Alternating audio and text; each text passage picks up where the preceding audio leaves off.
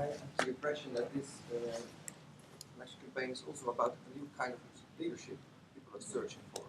It's not only about finding a new leader, but also another kind of leadership. Do you have any concrete issues people come up with in the focus groups which provides them? I think that to the extent that it's about new leadership and not just kind of the direction of the country, because there is a sort of, whether it's Iraq or the economy, there's a feeling like we're going in the wrong direction, and they want to kind of go in a different direction, and that's not necessarily about the kind of leader, it's kind of more of a policy perspective. But there's a lot of, people are sort of, it's kind of cliche, but looking for someone who can get things done and get past the partisan bickering and whatever language, Obama uses.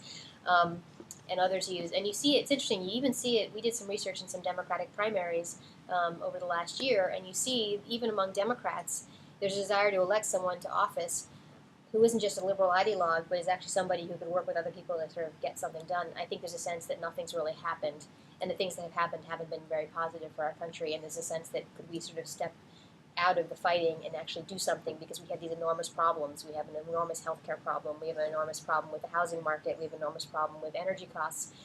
And that's one of the reasons why I think Obama is so appealing and so appealing to independents. That's, if you look at the difference between Hillary Clinton and Barack Obama, it's how they do with independent voters. They're both quite popular with Democrats, and they're both quite unpopular with Republicans, but Obama does very well with independents, and she does very badly with independents. And part of why he is so appealing and competes so well with John McCain with independents is he's sort of beyond party, or, so it'll be very difficult once, if he's nominated, it'll be very difficult to sort of stay beyond party, to not bicker.